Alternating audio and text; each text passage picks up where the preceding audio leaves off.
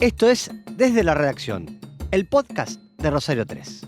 Mi nombre es Mariano Galíndez. Y el mío, Ezequiel Clerici.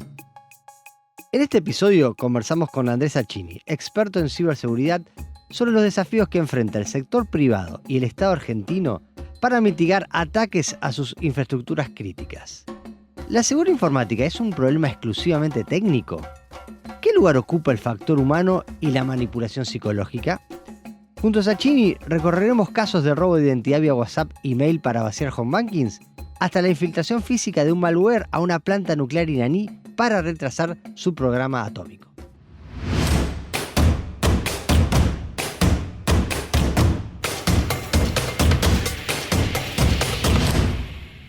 Te cuento, Ezequiel, vos sabés que estaba en una reunión del grupo, de uno de los grupos aseguradores más importantes que tiene la región, charlando con la gente de los temas propios de la industria del seguro.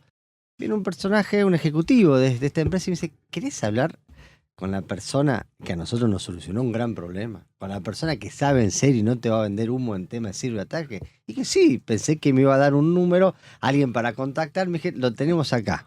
Me lo presentaron a Andrés Acchini.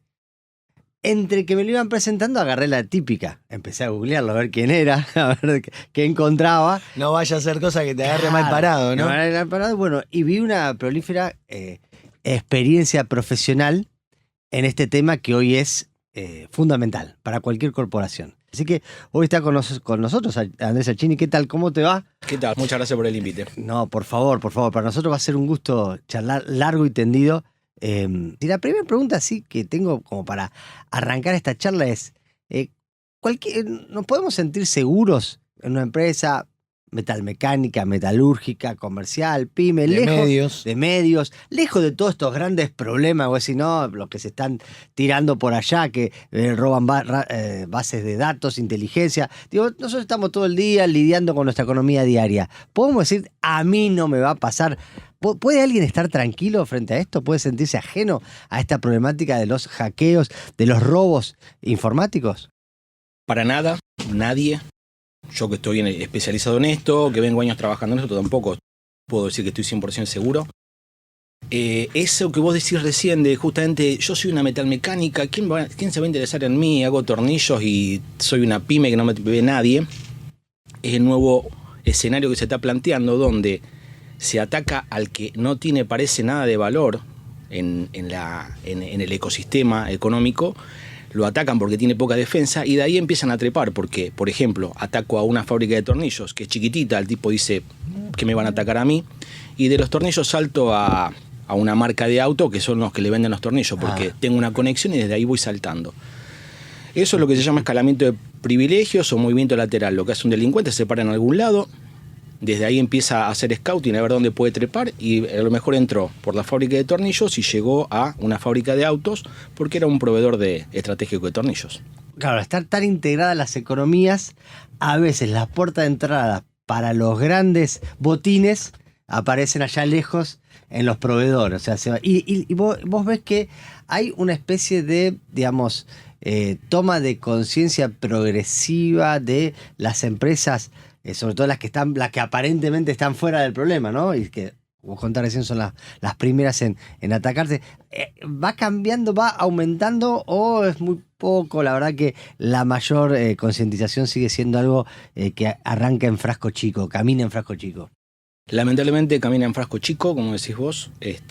Hay toma de conciencia, se están haciendo cosas, pero yo digo que las regulaciones son las que van a obligarnos a una empresa, para que pueda tener ciberseguridad, un departamento de ciberseguridad, equipo, gente, es un presupuesto. Uh-huh. Si no está obligado, lamentablemente, no toman dimensión de, o no lo vieron todavía, y por ahí toca que los impacte y ahí toman conciencia.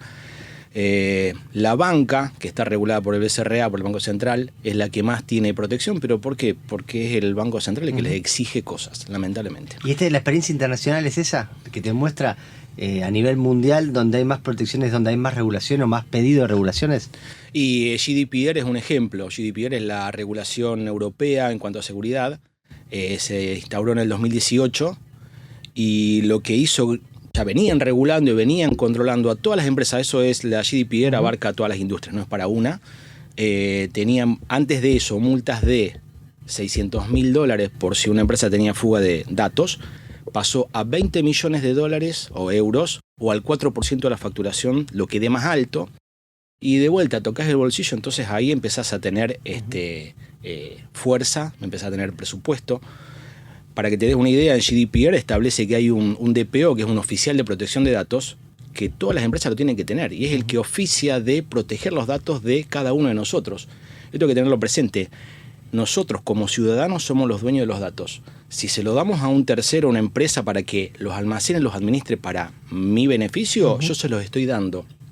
Una vez que se lo di, él es responsable de protegerlos. Y si esa empresa se le escapa mi dato, le cae la ley, de vuelta a la ley, el papá malo que le dice chachá en la cola y le cobra 20 millones porque se le escapó. Esto hay que tenerlo muy presente, y está muy presente, sobre todo en Europa, de vuelta por GDPR.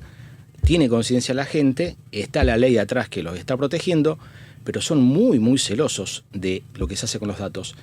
Un detalle que pueden mirar y lo pueden ver en la práctica, entren a cualquier página que sea regulada por la GDPR y van a ver que cuando le vas a dar un dato o algo, tenés que dar un clic y aceptar las condiciones. Vos sos el que le estás dando el dato.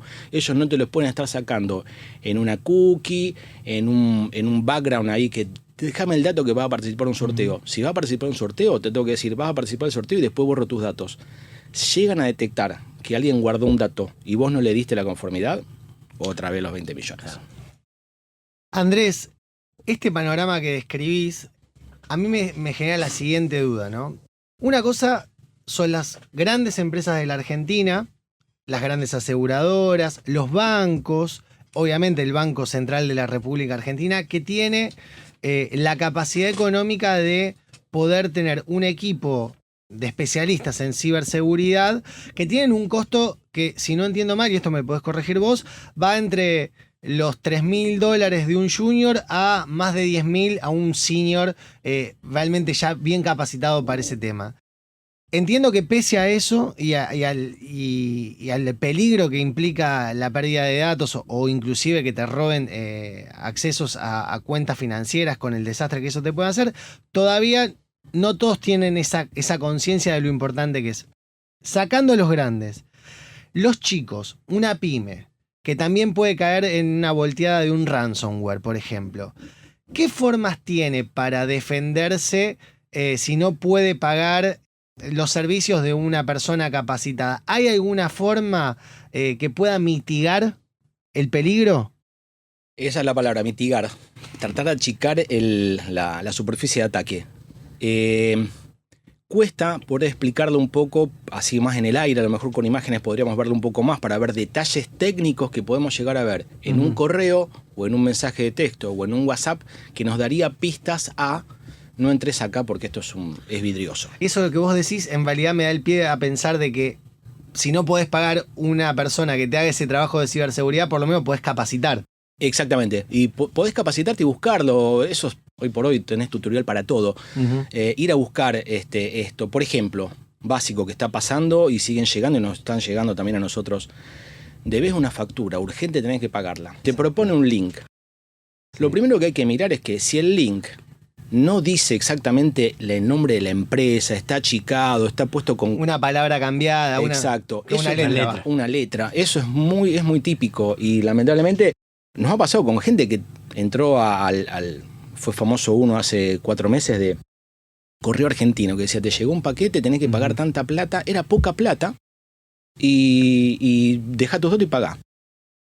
Una persona que conozco cayó, entonces le digo, ¿pero vos estabas esperando un paquete de Correo Argentino? Me dice, y no, pero mi hija está todos los días comprando en Mercado Libre y pensé que era. Entonces digo, el siguiente, que es, llegó un mail, le doy next. Hay que parar la pelota, pensar en frío. Estoy esperando este correo. Miro de dónde viene, es del Correo Argentino. El correo dice @correoargentino.com.ar o dice .com o dice .br. Bueno, son datos por ahí muy técnicos. En el aire a lo mejor alguno que me escucha no va a entender nada, pero el que está todos los días tiene que empezar a frenar. pensar en frío. O está bueno también, como vos decís, si tenés un hijo más chico y obviamente compra cosas por internet, preguntarle, ¿no? Decirle, che, ¿compraste esto? ¿Vos pediste algo? Como para, digo, salir de la parte técnica, ¿no? Digo, de ver de cómo te defendés. Totalmente, porque fíjate que eso era de entrecaso, o sea, no había nada técnico. Pagó los 400 pesos que era el envío, justamente como era poca plata encima. Claro. Ahí en eso están cayendo un montón. Cuando te piden un montón, vos decís, no, pará. Hasta decir, no me da el bolsillo para pagar esto. Sí. Hay uno que está dando vuelta a un phishing que está pidiendo, son centavos de Bitcoin, pero igual son miles de dólares, así que es imposible eso, ¿no? Y decime, ¿hay una cuestión vinculada a generacional? Digamos, ¿son las generaciones nativas menos propensas a caer en esto o todo lo contrario? Por ejemplo, pensando desde una familia hasta una empresa. Yo estoy en una empresa, presto más atención en qué hacen los viejos o qué hacen los jóvenes. ¿Hay o no hay una cuestión generacional ahí digamos, de riesgo? No hay cuestión generacional al principio y ahora, a ver, nosotros cuando hablamos de phishing normalmente se habla de correo, pero el phishing está también viniendo en WhatsApp y en mensajes de texto. Entonces los chicos a lo mejor están más al margen de los correos porque es de otra generación. Nosotros somos los correos, claro, nosotros somos los correos, ellos son más de lo instantáneo. Pero no. Y también lo que está pasando es que este auge de inteligencia artificial, que hay mucha gente que se llena la boca diciendo inteligencia artificial y le ponen ese nombre a cualquier cosa, pero sí es real que están mejorando los ataques y los hacen cada vez más dirigidos. Por ejemplo, cuando a uno le llega un correo phishing que lo está derivando a la página del banco que dice que es mi banco, bueno, hay un montón de detalles técnicos donde uno puede ir a ver si es la página del banco o no, si es real o no, técnicos. Ahora, para el usuario final, para el de a pie, es el look and feel, es lo que está viendo en pantalla. Claro, o sea, está viendo la misma página de home banking, por decirlo así. Exacto, y los primeros ataques, en donde caían muchos, es en la parte visual justamente, no llegaban a lograr que sea exactamente el look and feel de la página, le erraban en algunas cuestiones, había traductores automáticos, entonces te quedaba la media blanco y te dabas cuenta por una cuestión de semántica. Sí. Pero ahora no, ahora cada vez son más perfeccionados y la verdad que cada vez se está poniendo más difícil. Y decime, en tu experiencia con casos, ustedes hacen pruebas permanentemente al personal a ver si está preparado o no está preparado. ¿Con qué caen más? A ver, el delincuente va a buscar lo que está de moda. Si estaba el Mundial, si estaba la Copa América, si estaba lo que esté en ese momento en auge, va a ir a buscar, tentar al que está del otro lado del teclado en invitarlo a eso. Nos pasó cuando fue Newell que fue a jugar a Miami. Yo no soy futbolero, así que no tengo idea de nada. Con el Inter de Miami. Ahí nos saltaron todas las alertas porque mucha gente fue a páginas donde decía fútbol libre claro. Y un numerito, un montón de páginas lo mostraban al partido. Pero toda la publicidad embebida que estaba, una era sospechosa de malware. Y bueno, saltaron todas las alarmas, tuvieron que cortar todo, pero ese es un caso, por ejemplo. Y ahí nadie le invitó a nada. La persona fue a buscar porque quería ver el fútbol. Vamos a ir y volver a varios temas, pero ahora quería ponerme del otro lado del mostrador.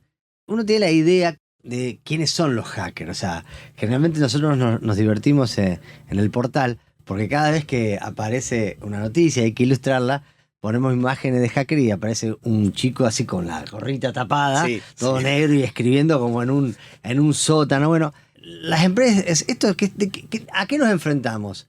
A chico travieso con mucho talento, o chicos malvados y chicas malvadas con mucho talento, a organizaciones grandes y complejas. Y si nos ponemos conspirativos también, ¿no? Organizaciones grandes y complejas en los países más desarrollados que nos sacan. O sea, ¿qué tenemos del otro lado? Estados también. Estados, que los chinos, que los Corea del Norte, no, que los rusos. O sea, ¿contra qué nos enfrentamos? ¿Qué hay del otro lado? ¿Quiénes son esos? Mira, esa imagen que vos representaste es la misma que yo uso para decirle a la gente, no piensen en el hacker en un flaco granudo con una capucha y abajo de un sótano con un tubo fluorescente que titila. Sí. No existe más. Al principio eran lobos solitarios que por desafiarse personalmente y competir con otro entraban a empresas y las rompían en ese momento. Hoy no, hoy son pymes o grandes empresas o estados como vos decís, que están atrás de esto, haciendo ingeniería social, que es lo que les decía, el cuento del tío, tratar de hacer entrar, generar la confianza de la persona para que le dé la entrada, Y una vez parados y entrados, ahí entra un ejército sí, ahí vienen chicos malos sabiendo un poco más de tecnología, pero hay que sacarse la idea de la cabeza de que van a entrar a las patadas. Los tipos no entran a las patadas, eso se terminó. O sea, vos vas al home banking y pusiste 3 veces la clave mal y se te bloqueó la cuenta y ahí no haces más nada. Eso es demasiado básico, ya no existe. Hoy el delincuente necesita que le den una entrada. ¿Cómo es esa entrada? Me llega un correo, me dice hace clic acá. Y eso hay 2 caminos. O me lleva a descargar una pieza de malware donde se me instala en el equipo y desde ahí ya una vez Toma control del equipo. Y la otra es llevarte a algún lugar para sacarte datos personales y esos datos usarlos para empezar a entrar a otros sistemas. Y de vuelta a lo que les dije al principio, esto de los tornillos. Nosotros ahora también, todas las empresas están trabajando en el cómo controlar a los proveedores estratégicos. Entonces, la empresa grande, el banco, va a tener los $10.000 para pagarle a un ingeniero, va a tener un firewall terrible. La pyme que hace los tornillos no lo puede tener a eso. Entonces, ¿qué voy a hacer? Y voy a ver si entro en el tornillo, el fabricante de tornillos. Y de ahí tal vez pueda saltar a la fábrica automotriz, pero tal vez no. Pero el delincuente va a probar. Quiero que nos cuentes un poco qué son los softwares como servicio. Y después, que un poco también lo venís diciendo, pero me gustaría que profundices, es cuánto hay de factor psicológico, digamos, cuánto de estos delincuentes se dedican a estudiar más las debilidades que tenemos como seres humanos que cuestiones técnicas. Bien, ahí cuando recién nombraste software como servicio, para que la gente se ubique, software como servicio es Google, Outlook, el correo. Está en una nube, yo uso un servicio. Entonces, software como servicio, se usa así. Lo que existe ahora es el ransomware como servicio. Entonces, ¿qué queda el gran delincuente? Y ahí está la pyme o la gran empresa. Están dando ransomware como servicio. Lo que te dan ellos, te venden o te hacen socio de ellos, te dan las herramientas técnicas para poder desarrollar un malware o un ransomware para poder entrar a un equipo y desde ahí empezar a hacer el ataque. ¿Cuál es tu colaboración? ¿Cómo quebrás la confianza del que está del otro lado del teclado? ¿Cómo lográs sacarle datos a esa persona para poder meter esa pieza de malware que después va a hacer el trabajo técnico? Y entonces el que fabricó el ransomware le está faltando esa pata. Es como de vuelta, no puede entrar a las patadas con ese ransomware. Claro. Necesita que alguien vaya y le quiebre la confianza. Entonces él desarrolló una herramienta muy potente, muy poderosa, pero le falta esa pata.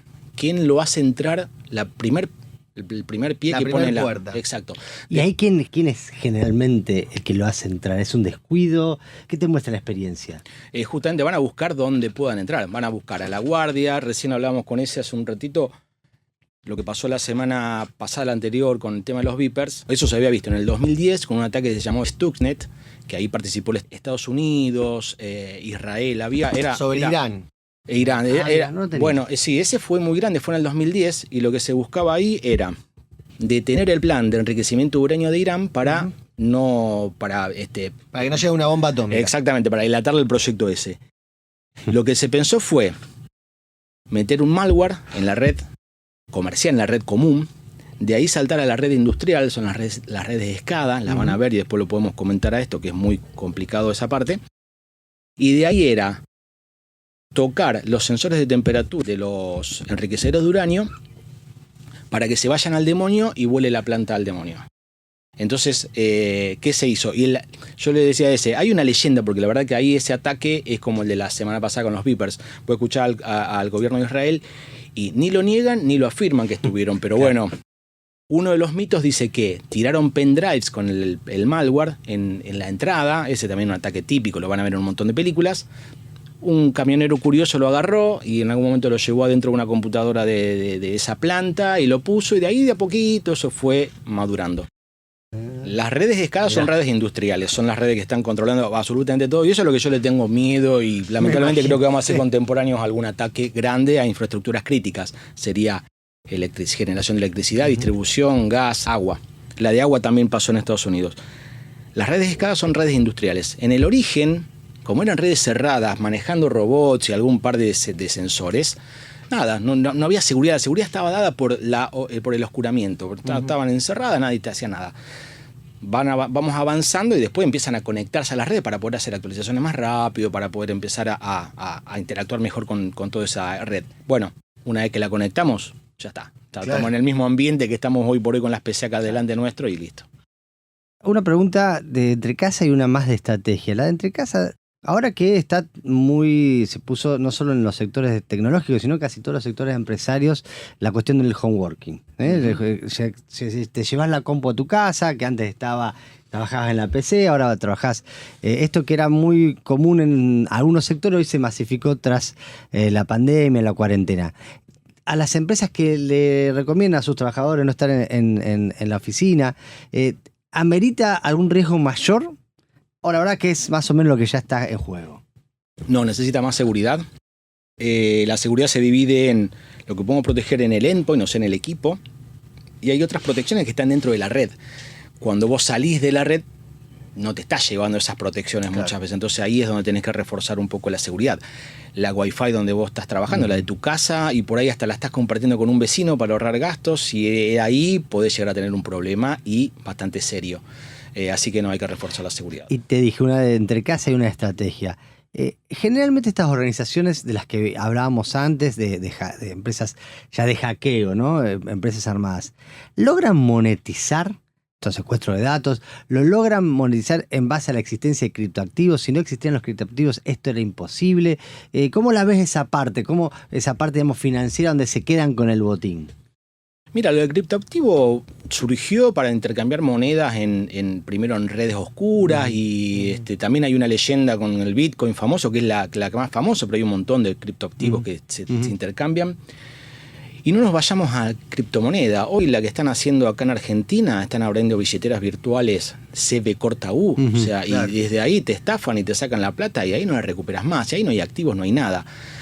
Ahí vos fíjate que tenés un CBU, tenés para hacer un seguimiento, tenés para ir a buscarlo a que abrió ese CBU, que transfirió la plata a otro lado, pero por ahí es más claro el collar que el perro. Entonces los bancos no se dedican a buscarlo, el Estado no los está apretando o, bueno, están faltando herramientas para poder ir a buscarlo.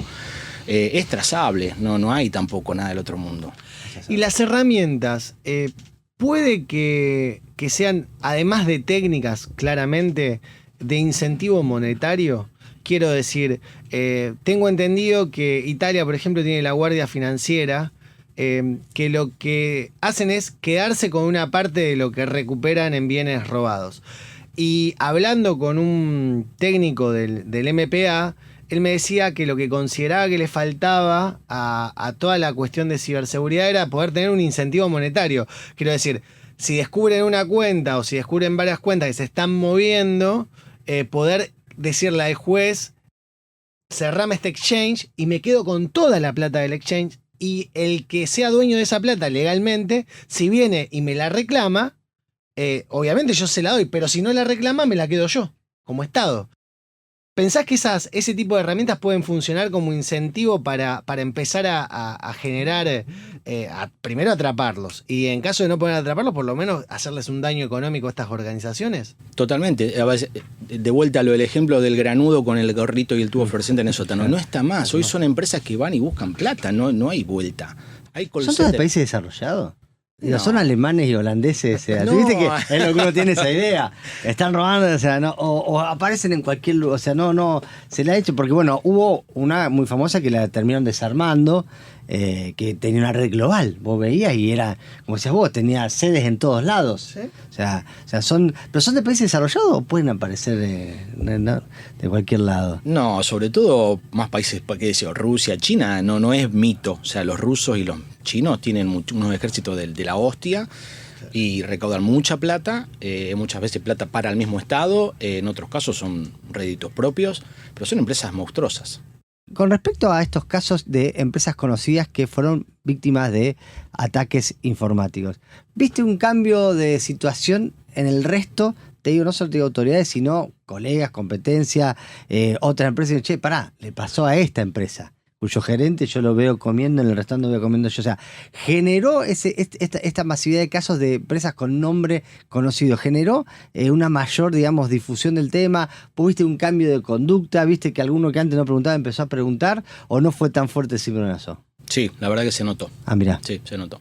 Se notó, Yo participo de grupos de CISOs de media industria y de las industrias cross, y empezó a fomentarse más, empezaron a, che, guarda qué pasó acá, lo que vos decís, el gerente se cruzó con el otro gerente, se contaron, y eso sí, se notó esa parte. O sea, de ese lado se notó ese cimbronazo y bueno, para empezar a construir en base a eso. Exacto. Ahora, siempre está, de ahí al cambio de conducta es un gran paso, ¿no? Al cambio de conducta. Cuando abordás una empresa, ¿no? Una empresa que grande, que te pide empezar a analizar estos temas, mejorar su seguridad, generalmente, ¿por dónde se empieza? Se empieza viendo si el parque tecnológico está funcionando bien, quiénes son los que tienen acceso, dónde está la forma de abordar estos temas. Una empresa que quiere abordar, ¿por dónde arranca la investigación? A ver, lo primero es lo expuesto a Internet, lo que esa empresa está publicando a Internet, si es que tuviese una página o un aplicativo. Cerrar todas las puertas que se puedan ahí, o sea, puertas adentro, después ves puertas adentro, pero primero cerrar eso. Una falencia que muchas veces pasa es que cuando estás montando un e-commerce o cualquier empresa que te empieza a publicar en Internet cosas, para hacer pruebas se dejan las seguridades levantadas, las barreras abiertas serían en el mundo analógico. Y salís a producción y las barreras quedaron abiertas. Claro. Y entonces, pero podés dejar esta única barrera, esas otras 3, ¿para qué las dejaste abiertas? Bueno, entonces empezar a ver, cerrar todo lo que más se pueda. Eso es achicar la superficie de ataque, lo que se llama. Entonces, el embudo lo voy achicando cada vez más. Dejo una puerta abierta, listo, van por ahí. Y después, puertas adentro, empezar a asegurar. Concientización es fundamental, porque de vuelta el factor humano sigue siendo... el factor humano es el 82% de los ataques. La capacitación. 82%. Sí, según una de las últimas encuestas de ESET, que es un fabricante de anti-malware, habla de 82% de los ataques, viene o brecha de ciberataque o brecha de seguridad, brecha de filtración de datos. Claro. 82% humanos. El resto, bueno, técnicamente se metieron por algún lado. Vos sabés, Andrés, que yo ahí te quería, justo lo nombraste y era algo que estaba pensando. ¿Cómo afecta que en estos últimos años hubo una gran cantidad de ataques sobre instituciones públicas, no solamente sobre actores privados, que hubo robo de información y que esa información hoy está disponible en los mercados ilegales que podemos encontrar en la dark web? Quiero decir esto para que lo tenga en cuenta y que por ahí no está tan en el tema. Cuando roban datos, son datos de las personas que forman parte de esa institución. Entonces, si roban datos de RENAPER, tienen DNI, nombre y apellido. Digamos, ¿cómo todo eso te complica a vos tu trabajo a la hora de asegurar la infraestructura de empresas que puede tener como cliente a una de las personas que se filtró ese dato en la base de datos de RENAPER? Pongo ese ejemplo, pero hay muchos más para dar. Bueno, ahí un consejo, ya lo aprovecho esto para decirle a la gente, justamente lo que vos decís. Cuando exfiltran datos de RENAPER o de una empresa privada, van a sacar nombre, apellido y pueden llegar a sacar la clave de esa persona. A lo mejor la clave en texto plano sería demasiado obsoleto el sistema, pero a lo mejor lo que se llevan el hash de la clave, lo que se llama el hash, no importa, es muy técnico. Para protegerse de eso, lo que tiene que hacer la gente es usar distintas claves en cada uno de los servicios. Nunca lo mismo. Exactamente, porque si yo pude robar una base de datos de un hotel que alguna vez estuve ahí, y en ese hotel usé mi usuario, mi correo y una clave, y esa clave después la uso en el home banking, la uso para el correo, la uso... Bueno, el delincuente va a tomar eso y va a probar donde encuentre servicios a nombre mío, va a ir a probar con esas credenciales. Ponerse a inventar, bueno, puede ponerse a inventar, pero esa es la primera protección. Consulta, nosotros todo el tiempo, las personas comunes, e inclusive también los profesionales, nos conectamos a redes públicas. O sea, vos vas a un café, hay un wifi público, vos te conectás. Ese wifi público, por lo general, por ser público, tiene debilidades ese wifi, y si alguien te lo puede hackear y toma acceso a tu teléfono porque vos te conectaste ahí. En el caso de los gerentes, de los CEOs, de las personas que tienen lugares de decisión, ¿es una buena recomendación que usen una VPN paga a la hora de tener que conectarse de cualquier lugar que ellos entiendan que no es una red segura? Digo, yo soy CEO de una empresa, me voy a tomar un café, necesito conectarme al wifi. ¿Me conviene conectarme a ese wifi así nomás o me recomendarías que me contrate una VPN? La VPN es más para otro tipo de trabajo. Si vos sos un CEO o hasta uno de pie, no tenemos que ser CEOs. Vas a un bar o un aeropuerto, si te vas a conectar a una red pública, hacelo para leer el diario. No vas a hacer ninguna transacción. Claro. Porque en alguna transacción... No veas el home bank y no te metas con la clave. Exactamente. Ahí, en ese tráfico, es el que puede estar leyendo un delincuente y estar tomando la clave en texto plano y de ahí se da vuelta y desapareció tu cuenta bancaria. Entonces, si estás ahí afuera, usa la red de 3G, 4G, lo que tengas ahí disponible de datos. Ahora te llevo, lo estuvimos tocando, pero quería preguntarte por tu impresión primera. Cuando ves casos como este ataque en la hora de los beepers tan famosos, que se hizo tan famoso, o anteriores como estuvieron contando antes. Cuando vos lo escuchás, lo ves en la tele, ¿qué es lo primero que te activa? Primero que la gente vea lo peligroso de un ciberataque. O sea, a dónde se llega, que llega con muertes. ¿Está? Eso, primero lo que me estremece eso. Y como te dije antes, para mí, lo que yo más temor le tengo es eso, un ciberataque muy bien preparado, con muchísimo dinero, muchísimo apoyo estatal a infraestructuras críticas. Supongamos que quieren ciberatacar a una central nuclear. Sí, van a destrozar esa central nuclear y a lo mejor a ese país, pero esa nube tóxica puede llegar a los países vecinos. Por ejemplo, yo les contaba, no llegó a pasar de casualidad en un estado en Estados Unidos, no recuerdo el nombre, no importa, no era grande, pero hubo un ataque que lo que hacía era modificar la dosificación de cloro en la distribución de agua. Lo detectó un último sensor al final de la línea pero ya el agua ya casi salía a la calle. Si esa agua salía con una dosificación distinta, a lo mejor no te mata en forma instantánea, pero sí genera enfermedades, un colapso sanitario, porque toda la gente tiene que ir a atenderse por eso. Entonces, eso es lo que yo le tengo miedo, un ataque a una infraestructura a esa crítica. nueva generación de guerra, ¿no? Sí. Al caos social. Te queda esa sensación de esa nueva generación de ataques distintos, esa nueva sensación de temor. Y que además ocurre una cuestión que la traigo a caso porque me va a hacer disparar por una nueva pregunta. Estuve recorriendo una central térmica que se está inaugurando, empezó a funcionar hace poco acá en Rosario, en las zonas de Arroyo Seco, en el sur del Gran Rosario. Bueno, yo había recorrido la planta en construcción y eran como 2 o 3 manzanas, una térmica, lleno de trabajo, había 500 empleados, me decía, pues veía, pues ibas caminando con el cajón. Fue la inauguración el otro día, fui a recorrerla. Llegaba y esperaba ese mismo nivel. Llego, me metí en la puerta a una persona, así, 2 o 3 de protocolo. Bueno, vamos a la planta. Yo ya de por sí vi que no había nadie, ¿viste? Empecé a recorrerla y me encontré una sala de mando o una sola persona. Y después aparece otra segunda. Una central térmica de no sé cuánto MW que va a aprovechar, 135, no sé cuánto era. De millones de dólares de inversión. Era, sí. Puede ser operada con 3 personas y que estaban ahí porque estábamos nosotros para hacer un poquito de show, si no era remota que la operaban. Es más, la cuestión era que tenían más gente trabajando en portería y seguridad de entorno que operando una planta.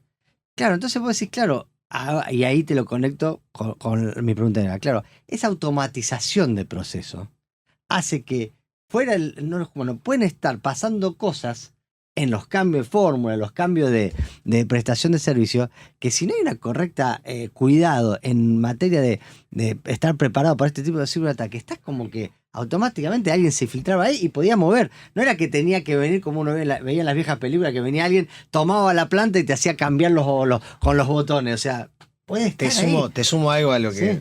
Imagínate que esa persona descubren dónde vive ese operario y, no sé, lo secuestran. Y ahí le toman el control de la computadora de la casa. Digo, de forma física. O sea, no es que está ni siquiera en un lugar protegido, está en su casa operándolo o mirándola.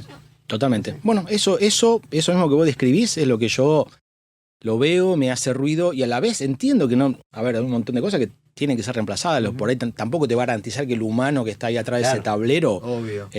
Un día se le puede barrer la estría y se enloqueció y subió el potenciómetro del cloro y nos volamos todo al demonio. Pero bueno, lo peligroso, a ver. Esto es lo silencioso de todo esto, ¿entendés? Ahí al loco lo ves que se le borraron los pelos, lo ves tocando los potenciómetros. Acá, si tenés un malware ahí abajo que está haciendo, y de vuelta a esto, no se van a largar a atacar de golpe. Es lo silencioso que son, trabajan y cuando está todo preparado, ahí sí viene un ejército. Vos me has dicho en un momento que están estos ataques, se llevan meses y meses preparándola. Están dando vuelta dentro del sistema durante meses hasta encontrar la solución. No es que viene así a hacia tipo a lo pavote a irrumpir. Exacto, hablábamos al principio, se habla de unos 205 días de promedio de delincuentes montados dentro de una empresa para después generar el ataque. Lo que le decía, de vuelta volvemos al del tornillo. A lo mejor entro al fabricante del tornillo y a lo mejor estoy 3 meses para ver, estoy haciendo scouting en la red, estoy viendo los horarios de trabajo, estoy viendo tratando de sacar nombres de usuario y contraseñas, buscando, hasta que un día a los 3 meses encontré un hueco para poder saltar al fabricante de autos. Después tengo que estar en el fabricante de autos, pararme ahí de vuelta, hablé en primera persona, pero no hago eso. Me paro en la empresa de automotriz para ver cómo después del tornillito ese que pude meterme ahí, empiezo a hacer scouting, a ver dónde puedo saltar al robot que suelda y que se dé vuelta y le ponga un toque al operario. ¿Se conocen grupos argentinos dedicados a este tipo de ataques delictivos?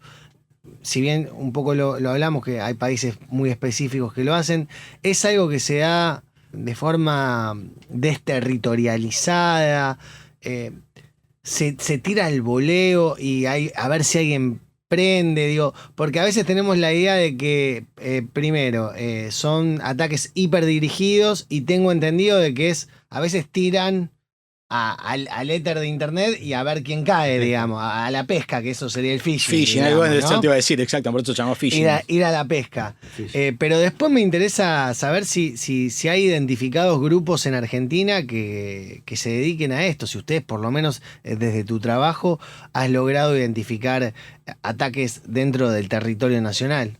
No, nacionales la verdad que no tengo así identificado. Nombres famosos existen, pero son de vuelta Rusia, China, claro, países Norcorea.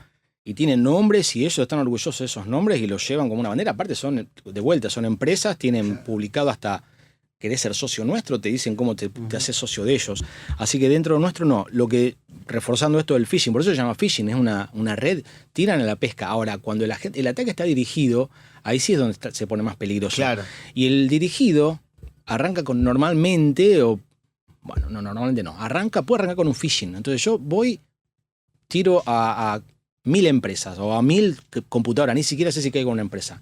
Si una tiene un agujerito, ahí me voy a empezar a poner a rascar, sacar pintura hasta que llego a alguna capa para ver si atacar. A lo mejor llego a esa y no era la de la fábrica de tornillos, a lo mejor era una papelera que no me interesó, pero bueno, el delincuente se va y seguirá buscando.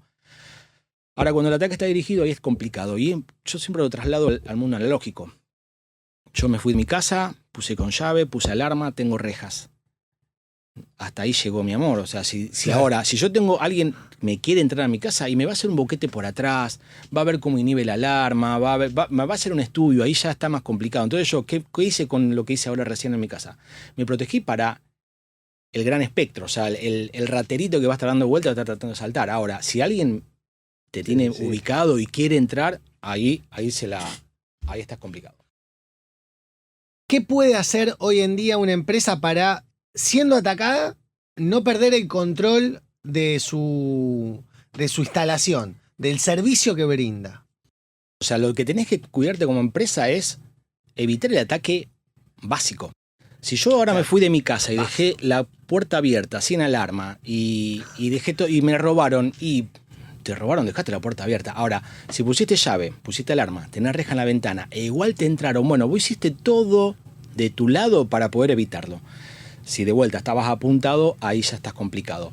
Así que las empresas tienen que buscar de cerrar la superficie de ataque lo máximo posible. O sea, hoy no nos podemos encerrar. Un banco tiene que intercambiar información con otros bancos, transferir plata afuera. No puedes encerrarte. Entonces tenés que estar mínimamente abierto. Entonces mínimamente. Abrí lo que tengas que abrir. Cerrá lo que no tengas que dejar abierto. O sea que estuve días atrás en un encuentro de una Federación Iberoamericana de Bolsas. Hay bolsas de comercio, de mercado de valores, hizo en Buenos Aires. En ese encuentro, donde van y dialogan cosas comunes a ellos, hace tiempo siempre la tecnología le fue marcando el ritmo a los cambios en la comercialización, ¿no? Desde los momentos donde iban a recintos de, digamos, podríamos decir, a parqués, iban a parqués y compraban y vendían ahí, hasta cuando apareció el teléfono, después el correo. Ahora ya incluso la mayoría de la operatoria es desde las compus, desde cada oficina. Bueno, ¿qué tema estaba en boga? El tema de cómo proteger los datos frente al a los ciberataques. ¿Y qué conclusión yo veía que asomaba en el ambiente? Era que estaban todos expuestos, que no iban a poder, alguno iba a caer en algún momento, más tarde o más temprano. Entonces toda la estrategia, ellos hablaban de un término de ciberresiliencia. Sí. Eso te quería charlarles, o sea, como esa, a ver si lo entendí bien, como esa cuestión de, mira, como organización andá pensando cómo vas a hacer para recuperarte de ese ataque que más tarde o más temprano, cuando sos de los que estás expuesto, o movés mucho dinero y vos sabés que te van a en algún momento entrar, o algunos del barrio le van a entrar. ¿Cómo es estar pensando más bien en el día después? Sí, es así, es el término ciberresiliencia, se le llama. A ver, contanos un poquito más de qué se trata. Hay un dicho que dice que las empresas se dividen en dos, las que fueron atacadas y las que están por ser atacadas. Entonces, ahí tenemos el 100% de que nos van a pegar. Entonces, ahí es decir, cómo estamos preparados para el día después del ataque. Es un proceso complejo, es plan de continuidad de negocio, se llama eso, es estar preparado para... Muchas veces lo que vos nombrabas de tener un backup, es real, hay que tener un backup de la información, pero la complejidad de los sistemas ahora no es tan sencillo, no es que yo agarro, como se agarraba antes, un DAT, y ahí hago el backup de la base de datos. Tengo un montón de sistemas interconectados que no es que los copio y los tengo en un lugar en frío y los levanto. Entonces lo que hay que tener en cuenta el día después es qué querés seguir operando, qué querés seguir trabajando. Vamos a, lo voy a hacer con ustedes. Atacan a Televisión Litoral. El CEO de Televisión Litoral, si es ciberatacado, mañana, ¿con quién es que está trabajando? ¿Con Cadena 3, con el Canal 3, con la radio, con la FM, con la M?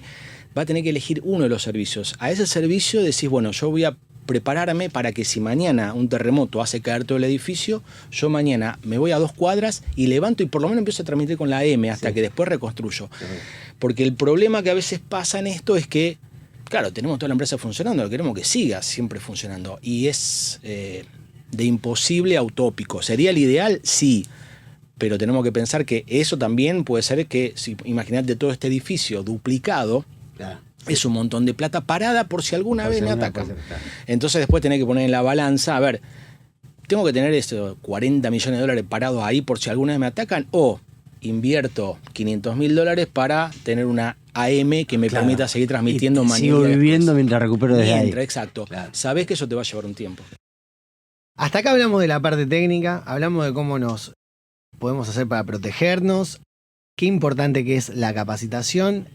¿Y la comunicación? Cuando te pasa una cosa así, ¿considerás que es importante tener un equipo de comunicación que pueda salir a explicar clientes, usuarios, digo, para que tu negocio se vea lo menos afectado financieramente? Mira, yo le nombré GDPR. GDPR, una de las cuestiones que nombra, establece y multa, si vos no informás de tu ataque en 72 horas, tenés una multa enorme. Entonces, y que de vuelta, papá regulador vino a decirte tenés que comunicar. Me parece fundamental comunicar, porque si no, quedamos en dejás crecer fantasmas que después cuando salís a desmentirlos, porque fueron fantasmas y se agigantaron, no los podés volver atrás. A mí me parece fundamental. Yo participo en el grupo de CISOs en el que te digo que estoy, que somos 3 grupos distintos. Y lo que encontré ahí fue una comunicación, transparencia, nos estamos contando, che, ayer me intentaron atacar con esto, entonces nos pasamos los datos para lo que se llama IOX, para decir, che, cuiden por este lado, cuiden por este otro. ¿CISO qué sería, para entenderlo? CISO es la posición, Chief Information Security Officer, es o sea, todos los que tienen el lugar que vos tenés en la empresa donde trabajás, tienen un grupo en donde se van avisando si alguno recibe un ataque, cómo cuidarse y demás. Eso para... Exacto. Por ejemplo, ahí están llegando, phishing están llegando todos los días. O sea, llevo estadística y yo tengo, por ejemplo, de enero a ahora tenemos frenados más de 1 millón de correos que lo frenó nuestra barrera de anti-spam y anti-malware. Una situación sospechosa, lo frenó. Otros caen en spam, que después el usuario es el que tiene que analizar si cayó en un falso positivo o no. Pero un montón. Entonces la gente me dice, siguen atacando. Sí, es constante. El phishing es constante, no va a parar nunca y va a seguir creciendo. Lo que tenemos que estar preparados es para, la ciberresiliencia, para estar preparado el día después, para anticiparnos a, y esto que no anticiparnos a es, por ejemplo, Si a una empresa le está cayendo una campaña de tal o cual dirección de correo, o de tal IP o de tal URL, nos pasamos el dato para que nuestras herramientas de ciberdefensa empiecen a frenar esos ataques, para que no lleguen. Nosotros tenemos los casos de phishing, algunos los paran las herramientas, otro de vuelta es el factor humano, el que detecta. Este correo, por ejemplo, nosotros tenemos ante la duda, avísanos. Entonces, che, este correo lo veo medio raro. Muchas veces llegan y no, es real, está perfecto, está mal hecho, hasta por el mismo, un banco a lo mejor manda una comunicación que está media floja de papeles porque es confusa. Pero nos ha pasado que llegan correos. Che, me parece sospechoso, ¿lo vemos? Sí, no lo frenó ninguna herramienta, lo frenó el usuario. Nos damos vuelta y cargamos esos datos en nuestras herramientas de ciberseguridad para empezar a frenar de ahí en adelante los ataques. Cuando nos damos vuelta, vemos que esa página se levantó hace 2 horas. O sea, se levantó para el ataque, se prepara, duran 2 o 3 horas porque las comunicaciones son entre todas las herramientas de ciberseguridad, entonces si no la detecta una, la detecta otra, se informan y la empiezan a bloquear. En ese lapso de 2 horas, y a lo mejor cayó gente, y ya hicieron una transacción y ya plata sacaron. Y mira, ya había cerrado, pero me dejaste pensando. Quiero sumar una, para protegernos todos, ¿está? Yo les dije, cabeza fría, llegan correos, mensajes de texto, WhatsApp, cabeza fría, mírenlo, revisen todo, traten de mirar técnicamente lo que puedan.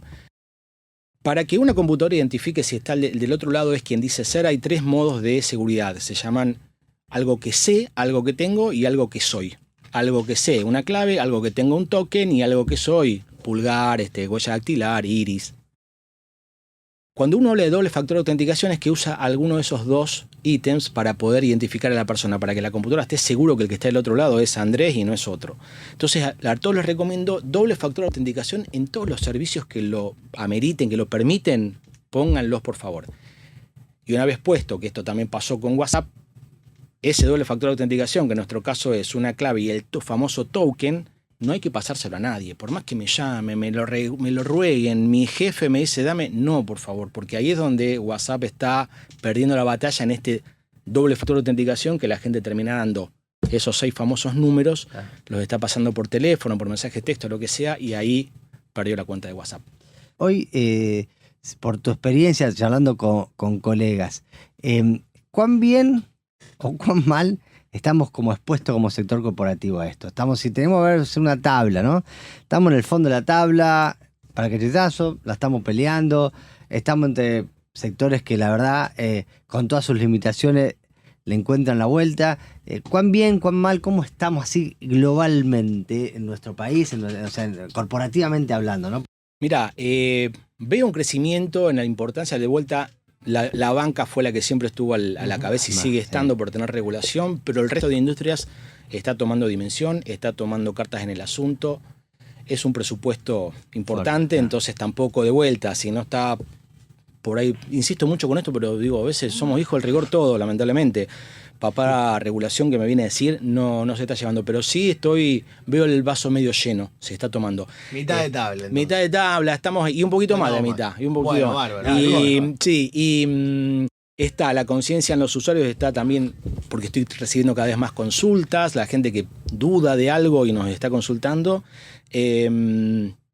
Falta un poco de plata muchas veces, a veces es plata, pero muchas veces es cultura. Hay una cuestión ahí que muchas veces lo discutimos en los grupos de CISOs, que a veces hay empresas que no tienen siquiera una política de seguridad de información, no tienen básicamente circuitos de vuelta básicos y que no es tecnología, es concientización, ordenar flujos, procesos.